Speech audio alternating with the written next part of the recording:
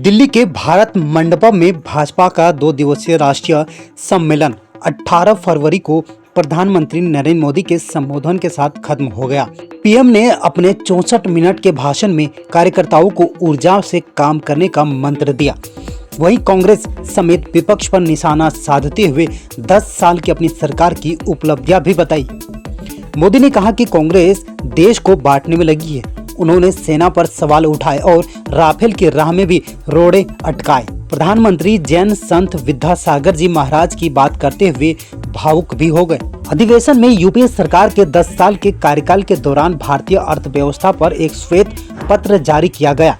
इसके अलावा राम जन्मभूमि पर रामलला की प्राण प्रतिष्ठा के लिए प्रधानमंत्री नरेंद्र मोदी का अभिनंदन करते हुए भाजपा अध्यक्ष जेपी नड्डा ने श्री राम मंदिर निर्माण पर प्रस्ताव पेश किया।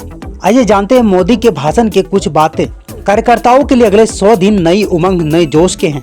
राष्ट्रीय अधिवेशन में उपस्थित और देश के कोने कोने से जुड़े भाजपा कार्यकर्ताओं का मैं अभिनंदन करता हूं। भाजपा का कार्यकर्ता साल के हर दिन 24 घंटे देश की सेवा के लिए कुछ न कुछ करता ही रहता है।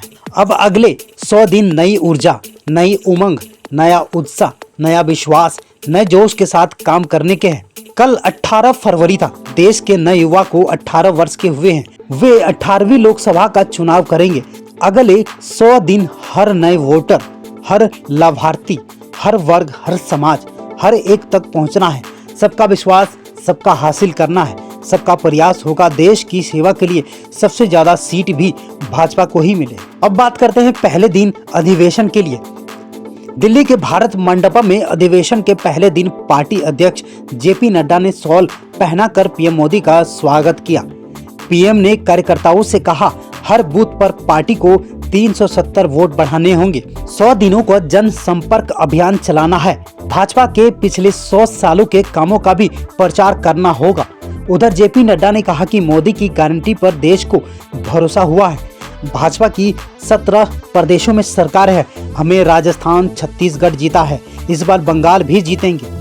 रक्षा मंत्री राजनाथ सिंह ने बीजेपी के राष्ट्रीय अधिवेशन में मोदी गारंटी पर राजनीतिक प्रस्ताव पेश किया है, जिसे मुख्यमंत्री योगी आदित्यनाथ ने अनुमोदित किया है। अपने संबोधन में राजनाथ सिंह ने पश्चिम बंगाल के संदेश खाली का मुद्दा उठाया है। राष्ट्रीय अधिवेशन में पार्टी के देश भर में 11,500 से ज्यादा पदाधिकारी जुड़ेंगे। राष्ट्रीय कार्यकारिणी और राष्ट्रीय परिषद की इस बैठक में लोकसभा चुनाव में जीत के लिए रोड मैप तैयार किया गया है। साथ ही बीते 10 साल की सत्ता के दौरान लिए गए पार्टी के बड़े और निर्णायक फैसलों पर प्रधानमंत्री मोदी को धन्यवाद भी दिया।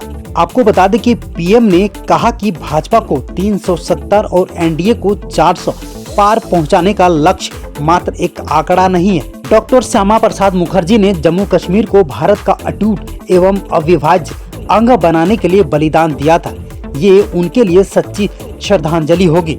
हर बूथ पर भाजपा के कार्यकर्ता अगले 100 दिन तक पिछली बार मिले वोटों से कम 370 वोट बढ़ाएंगे। उन्होंने कहा कि जो फर्स्ट टाइम वोटर है उन्हें पूरी ताकत से भाजपा के पक्ष में मतदान के लिए प्रेरित करें।